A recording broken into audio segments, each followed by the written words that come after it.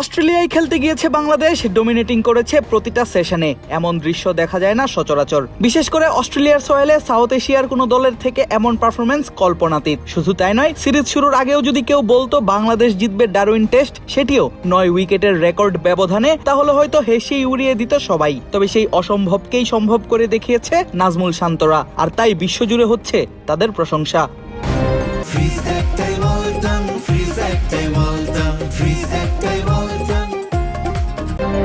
বাংলাদেশকে নিয়ে সবসময় আলোচনা সমালোচনা করে থাকেন বাসিত আলী। আর এমন ম্যাচ জয়ের পর নিজের ইউটিউব চ্যানেলে পাকিস্তানি সাবেক এই ক্রিকেটার বলেন, বাংলাদেশের টাইগাররা ধসিয়ে দিয়েছে অস্ট্রেলিয়ার ক্যাঙ্গারুকে। ক্রিকেটের দিক থেকে বাংলাদেশের টাইগার অস্ট্রেলিয়ার ক্যাঙ্গারুকে ধসিয়ে দিয়েছে। আপনার নিজের চেয়ে 5 গুণ বড় দলকে হারানো অনেক বড় অর্জন। এটা শুধু বিশ্বাসের মাধ্যমেই হারানো সম্ভব। আপনার নিজের উপর নিজের বিশ্বাস থাকা জরুরি। বাংলাদেশ সেটা প্রমাণ করেছে।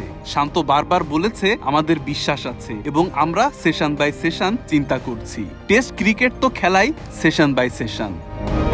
বাংলাদেশের বিপক্ষে অস্ট্রেলিয়া নিজেদের স্কোয়াড ঘোষণা করেছিল বেশ আগেই। সেখানেই দেখা গিয়েছিল নিজেদের সেরা স্কোয়াড নিয়েই বাংলাদেশের বিপক্ষে নামবে অজিরা। এমনকি স্কোয়াডে দেখা গিয়েছে তাদের সেরা বোলিং আর ব্যাটিং লাইন আপকেও, যারা কিনা দাপিয়ে বেড়াচ্ছেন আইসিসির টেস্ট র্যাঙ্কিং। তবে বড় বড় সেসব নামের বিপক্ষে যেভাবে খেলেছে বাংলাদেশ, সেই ব্যাপারেও প্রশংসা করেন বাসিত। শুধু যে খেলে ম্যাচ জিতেছে এমনটা নয়, জিতেছে প্রতিটা সেশনও।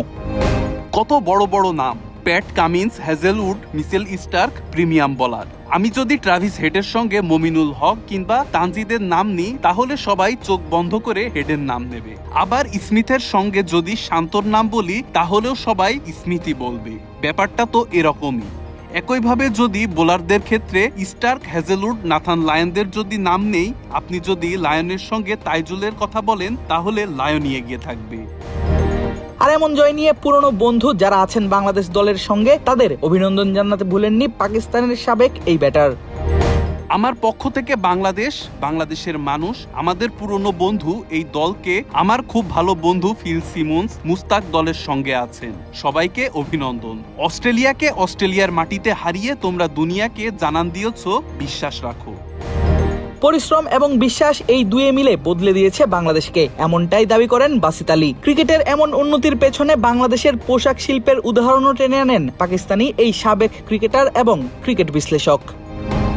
আমরা যখন বাইরে গিয়ে ব্র্যান্ডের কাপড় কিনি, সেখানে লেখা থাকে মেড ইন বাংলাদেশ, ওইখানে মেড ইন পাকিস্তান দেখি না। আপনাকে পরিশ্রম করতে হয়। সৌদি আরবে গেলে আমাদের নামাজ পড়ার টুপির গায়েও মেড ইন বাংলাদেশ লেখা দেখি। তারা প্রচুর পরিশ্রম করে। আপনি যখন পরিশ্রম করবেন, তখনই কেবল নাম করতে পারবেন, সেটা যে কোনো ফিল্ডেই হোক। অস্ট্রেলিয়ার 9 উইকেটের বড় জয়ে বাংলাদেশ দল পাচ্ছে সবার বাহবা। এবার নজর দ্বিতীয় টেস্টের দিকে। আদিব আশরাফ, ক্রিক ফ্রেন্জি।